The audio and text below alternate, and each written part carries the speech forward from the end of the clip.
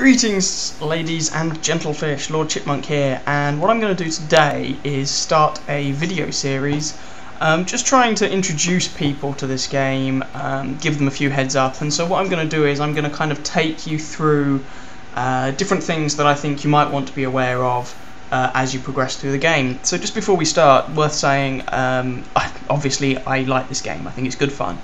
But it is very much an arcade game. If you're after a historical simulator, then this is not for you. If you want historical accuracy, or if you want a more expansive sandboxy type feel, then War Thunder might be better for you by Gaijin Entertainment. But if you want an arcade game that's PvP, is good fun, gets the adrenaline going a little bit, I think World of Tanks is a fantastic game to play. So when you first get into the game, you will be faced with a series of garage slots and a collection of tanks that look something like this. So this is the Russian Tier 1, the MS-1, Tier 1 light tank. And so I would like to bring your attention to a few things and kind of give you a few bits of advice. So the first thing I would do upon loading the game up is go up here to the top left and hit Battle Tutorial.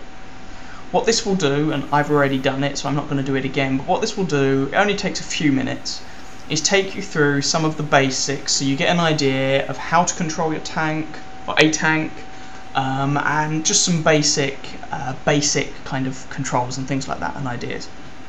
So I'm going to decline it because I've already done it. It gives you a small prize for doing it. I think it's a few hundred credits or something. Yeah, so I would do that first. Once you've done that, then I will take you through some of the kind of different aspects of the UI and a couple of things you want to bear in mind when it comes to deciding what you're going to do with this game. So, first things first, let me take you through a few aspects of the UI. So if we start at the top left, at the left and work our way to the right, so up here we've got missions and events. So let me give you an example: team and tactics, win 15 team battles. I'll get onto that in a bit, and if you do that, and you can complete one of these missions every day, and it tells you when the mission finishes, then you will get a reward of 250,000 credits, which might sound like a lot, but trust me, it doesn't take much to spend that. And so here you can see a whole bunch of different missions. It will also tell you if there are any tanks that are on discount anytime soon and things like that. You can also see coming soon, so this tells you different missions that are coming within the next few days, within the next week or something like that. Okay, so that's that first tab. Battle Tutorial, I've already explained. This bit, so this tells you what crew members you have in the currently selected vehicle. So I've got a commander and a driver. Now each of these crew members will perform at least one function, possibly more. So in the case of a fully kitted out crew with all 6 crew members, I think 6 is the most you can have, then each person will only do one particular job. But in this instance, for example, I think you will find my driver is just a driver. So my driver is just a driver. My commander does everything else. So he's the commander, he's the gunner, radio operator, and the loader. Okay. So just to give you an idea of what the point of each of the crew members is. And to do that, I'm going to go to a slightly more well-crewed tank. So let's go to the KV-2 just for example. So the commander, what does the commander do? Well, the commander does 2 main things. I'm going to ignore these little bits for now, where it says like 45%, 48%, 44%, and ignore these percentages for now. I'm just going to talk about what each crew member does. So the commander, he affects your view range, so how far away you can see a target. So and he also gives the rest of your crew a buff, basically. So while he's alive, the rest of your crew will work slightly more efficiently. The gunner fires the gun. So the better gunner you have, the more accurate the gun will be, and the faster the gun will aim. Driver, he drives the tank. The better he is, then the better you'll accelerate, the better you'll turn, things like that. Radio operator, this affects your view range. Sorry, not your view range, this affects your radio range. So in game, you will be able to see your allies provided they're within your radio range. If they're outside of your radio range, you won't be able to see them on the little mini-map. So basically, his He's perhaps the least useful crew member directly. He doesn't explicitly help your tank combat ability per se, but he does help with your overall awareness of what's going on around you. And the other type is the loader. The better trained he is, the faster your gun will load, the more damage it'll output. Okay, pretty straightforward. So let's go back to the MS1. So here you can see that I've got 2 crew members, in this case commander who does everything else, and driver, and they've each got a number, a percentage next to their name. So they'll start off at 50%, and this gives you an idea of how good they are.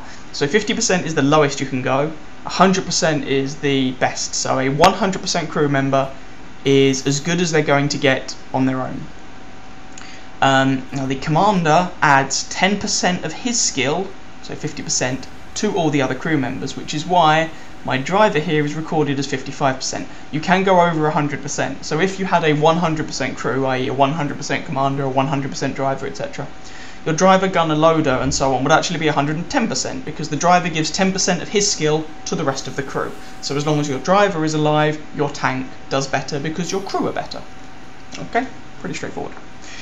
You may also have noticed on the KV2 I just showed you, there were some little boxes here with percentages. There are secondary skills that your crew can buy once their primary skill, which is this number, has hit 100%. Once it's done that, you can buy these secondary skills, and they give you kind of little advantages. They might let your gun aim slightly faster, for instance. Okay, so over here we have got garage. Well, you're currently looking at my garage, it shows you a garage, unsurprisingly. Depot.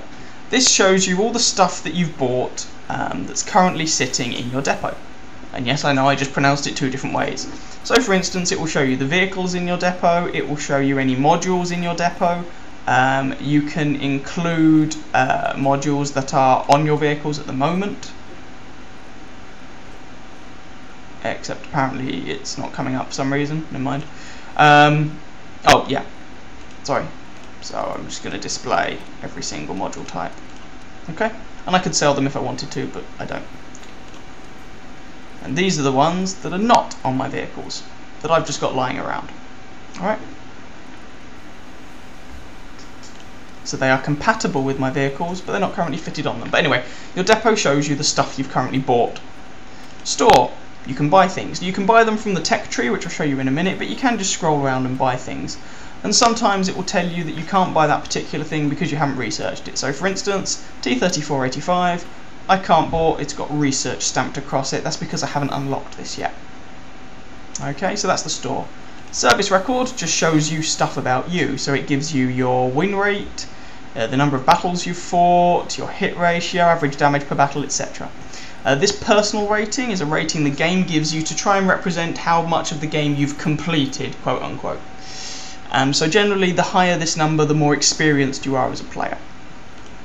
The awards tab, there's loads of achievements you can get in this game, so it just gives you an idea of which ones you've got and how close you are to getting any others. Stats, so raw stats, so like how many games you've played in with each nation, each tank type, you know, things like that, maximum destroyed per battle, and a whole bunch of other stuff.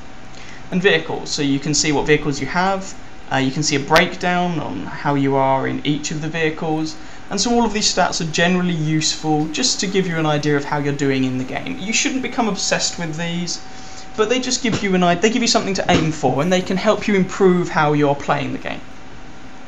Tech tree.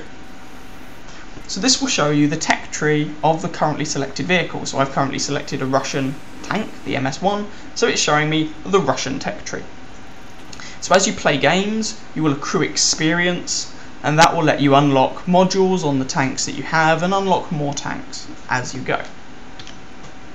And finally, barracks. Each of your tank has a crew, and so any crew who are currently not in a tank are sitting in your barracks. And so you can see I've got half a dozen crew here from a variety of tanks who are not currently needed. Okay. Grand. So, over on the right hand side, oh sorry, it also shows you up here the name of your tank, type of tank. There are 5 different types of vehicle. This is a light tank. It shows you what server you're on, if there are multiple servers for your region. So I'm on EU1, I'm a European player. Shows you how many players are online out of the maximum number of players who have ever been online. Gives you your name and any clan you're in. So over here, it tells you if you've got a standard or a premium account. I have a standard account, so I have an option over here telling me that I can purchase a premium account. And I can do it for gold, which we'll get to in just a sec. If I had a premium account, the option would say extend premium account, something like that. Gold, it tells me how much gold I have, which is one of the currencies in the game, and there's an option for getting gold. This will take me to the World of Tanks website, and to get gold you have to spend real world money. Now ever so occasionally there'll be an event, say, that will give you some gold, but as a general rule you will have to spend your own money on this game to get this currency. You do not need this currency to play the game, but it does enable you to get some things that you can't get without, or it can speed things up. So here we go, silver. Silver is the normal currency of this game. That's what you get for playing games. Use it to buy tanks, etc, etc. And you can exchange gold. So you can exchange any gold you have for silver. My advice is never ever do this, because if you want some silver, it is usually far more efficient to go to what's known as the World of Tanks gift shop and buy a package that gives you silver currency, credits as they're called, for real money. You normally get a better exchange rate than you do by just buying gold and then converting it to silver. So I would never really do that. So this gives you the amount of free experience you have. Every game you play, you will earn experience that can only be used on the vehicle that you are currently playing, but you will also earn experience that can be used on any vehicle, a small proportion of that. And so I currently have, for example, about 7,800 experience that I can use on any vehicle. And there's an option that says convert experience.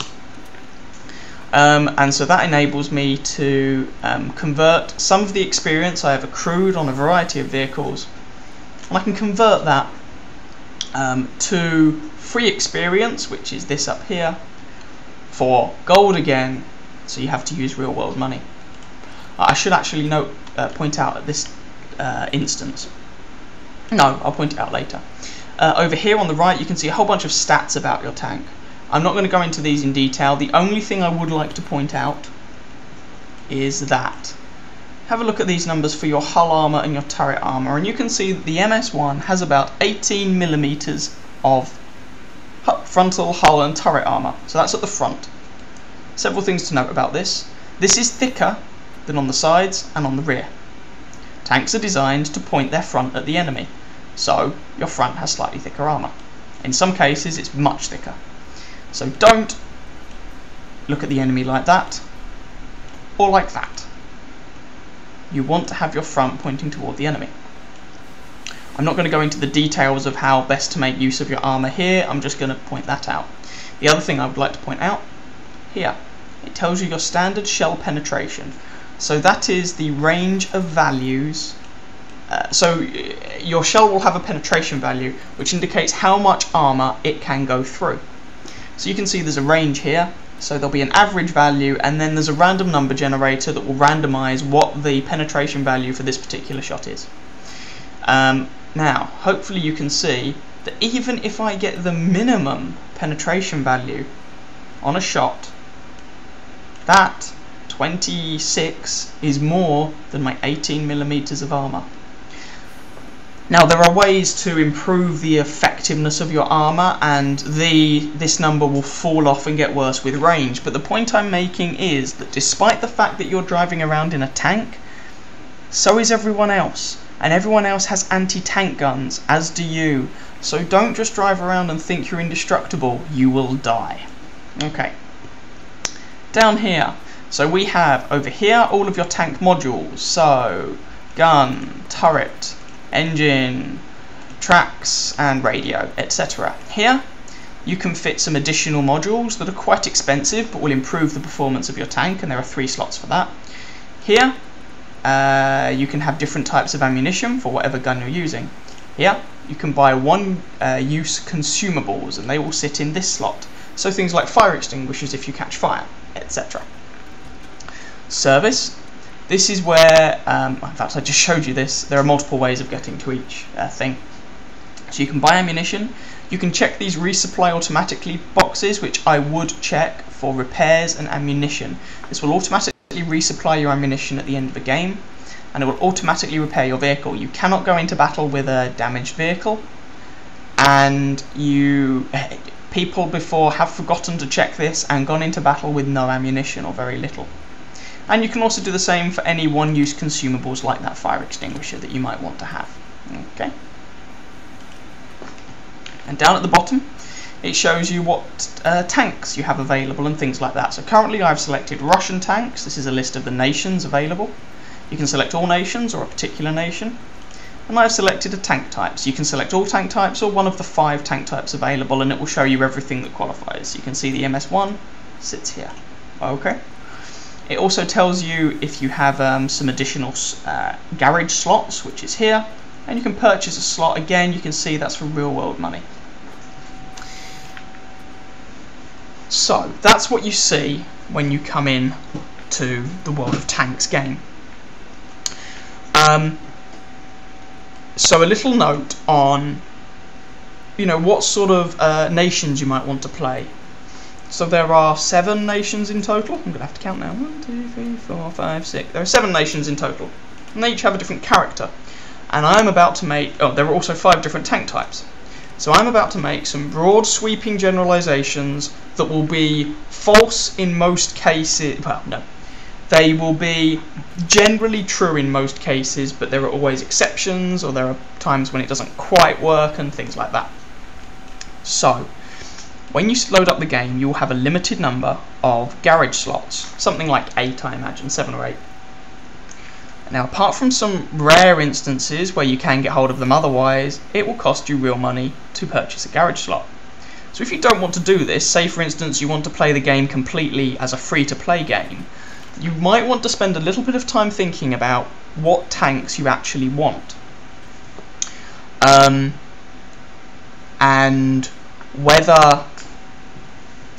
so if there's a particular tank you want to get, then you're going to want to play a tank that will lead up to that. So let's have a look at a tech tree, for instance. And for the sake of example, I'm going to go to the Germans and pick one of the most iconic tanks of World War II. At this point, I would like to note, World of Tanks is not a World War II game. It is a game that stretches from about the 1920s through to the post-war period. I think the latest tank currently in the game was designed in about the 50s, 60s, something like that. So don't suddenly get offended if there are tanks in here that aren't World War II, because this isn't a World War II game. Having said that, let's go to one of the most iconic tanks of World War II, the Tiger. The Tiger 1, made by Henschel. This was a legendary machine. It's still a legendary machine. I don't actually own one yet. I will get one. So, let's say for instance you decide that at some point you want to have the Tiger and you want to play with the Tiger. Okay then, so the Tiger sits here. There are multiple ways to getting to it on the tech tree.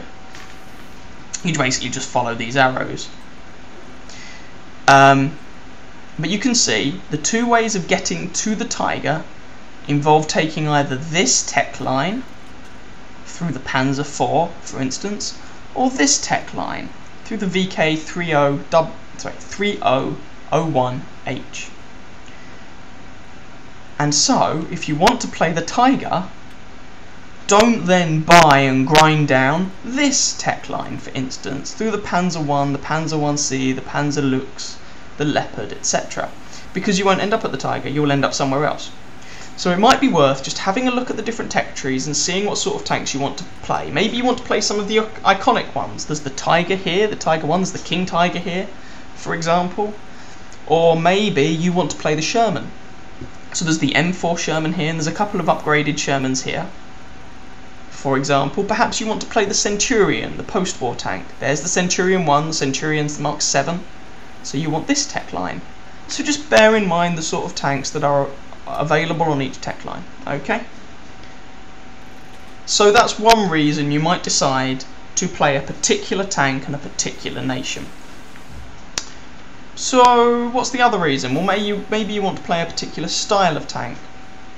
So what I'm going to do is very quickly hopefully quickly, and in far too broader brushstrokes, go through the different nationalities and their kind of characteristics to give you an idea as to how each one plays, and each tank type and the general characteristics give you an idea of maybe what sort of tank type you want to concentrate on. So let's start at the top of the shop. We have the Chinese. Now the Chinese haven't been in the game that long. They were introduced toward the beginning of last year, and so you can see their tech tree isn't the most fleshed out at the moment. So there's only one tech line up to and including tier 5. It then branches into 2, and then at tier 7 branches into 3. And you can see they have light tanks that eventually turns into a medium line. The other way to that same medium line is through the actual medium tanks, and then they've got a heavy tank line. So how do the Chinese tanks play? Well, they play a lot like the Russian tanks, which we'll get to in a minute. They are good in close range engagements. They have powerful but often inaccurate guns. They have reasonable armor values. It varies a little bit from tank to tank. But compared with a tank from another nation at its level, Chinese tanks tend to boast powerful guns and sometimes decent armor, sometimes at the expense of mobility. You know, the mobility is a bit of a trade-off, the armor is a bit of a trade-off, but they tend to excel in close range engagements. If that sounds like the sort of thing you'd enjoy, feel free to go Chinese. They are, however, also perhaps a little bit inflexible in what they can do. Okay? The French. So the French are one of the older tech lines, but you can see they haven't actually been developed that much. They have 4 different tech lines. Tank destroyers at the top, heavy tanks, then kind of light medium line. It starts off light and goes to mediums at tier 9, and an artillery line. While I'm here, actually, I should have said, so each of these tanks is broken down into tiers. There are 10 tiers. The higher up the tier you go, the more powerful the tank. So that's the French. Generally speaking, they are poorly armoured, mobile, and they pack a lot of firepower. They get guns that take a long time to load, but once they load a clip of ammunition, and then you can fire off the shots in that clip very quickly, and then you have a long reload again. So you can poke out and do a lot of damage with your clip. It's like an assault rifle. You poke out, if you emptied the magazine at someone, and then you just snuck behind the wall again. It's that sort of idea. But as I say, the trade-off is that they're not very well armoured, and they're quite fragile. Germans. The Germans were one of the earliest tech trees in this game, and you can see they're very well developed with a lot of different tech lines. They have an artillery line, they have 2 tank destroyer lines, they've got 2 kind of heavy tank lines, and a medium tank line, dedicated medium tank line.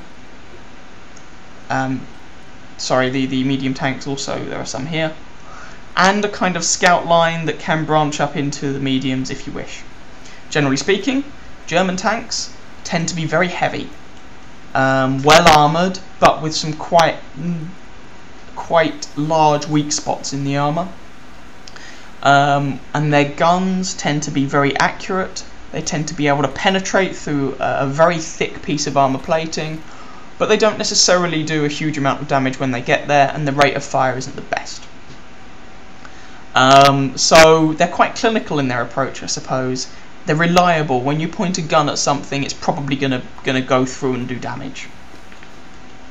And as I say, the armour tends to be quite good, but with some notable weak spots. They're often not that mobile. They tend to get powerful engines, but often that just offsets the fact that they weigh a lot. Then we move on to the British. Now the British have, they're one of the newer factions into the game. They're the 3rd oldest, I suppose. They came in after the French. And you can see that they appear to have 5 different tech lines, but it's really 4. So they've got lights that turn into medium tanks, tank destroyers, mediums that then turn into heavies, lights that then turn into heavies or artillery, and an artillery line. The British tech tree doesn't really fall into the standard tank categories that I'll discuss in a minute. So the British doctrine was to have infantry tanks, which were slow-moving, heavily armoured, so things like the Churchill, the Matilda, these were infantry tanks, and cruiser tanks, little in the way of armour, but fast, mobile and hard-hitting. So these kind of played the role of the more modern cavalry. And this is the case for kind of lower and mid-tier tanks in this game. And then later on, in later years, the British developed more universal tanks, and they had arguably one of the first main battle tanks, as they're called now, in the form of the Centurion. And so, at higher tiers, the British get tanks that are good all-rounders, flexible, often lacking in armour, but they tend to be mobile with great guns. At lower tiers, it's a bit of a mixture. Heavy tanks tend to be slow and lumbering, with decent armour. Medium tanks, reasonably mobile, and light tanks, but with no armour at all. And the guns tend to be accurate and fast firing. They don't do a huge amount of damage with each shot, so often you'll find a British gun will have a lower calibre than a rival from another nation, but as I say, they tend to be fast firing and accurate. The Americans. The Americans have a reasonably well developed tech tree, and generally speaking, they are sort of the jack of all trades.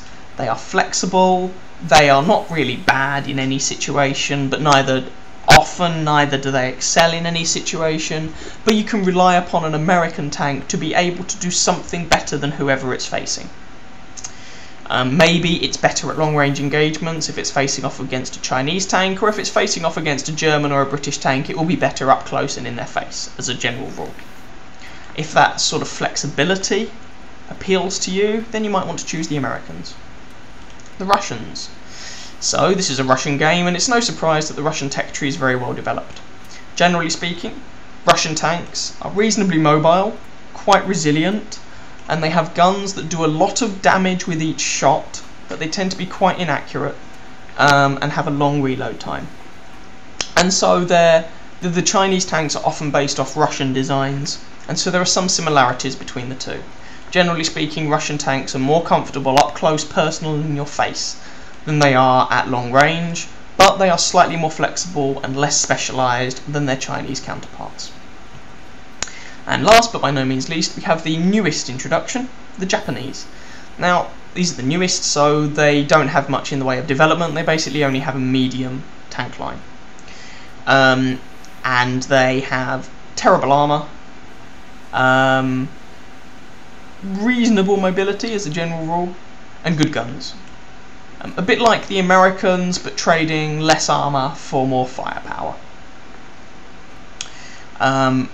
And they look like they're going to be quite good fun. I'm grinding my way up there at the moment. So that's just kind of a very brief and horribly simplified overview of the different nations. So the different tank types. You have light tanks.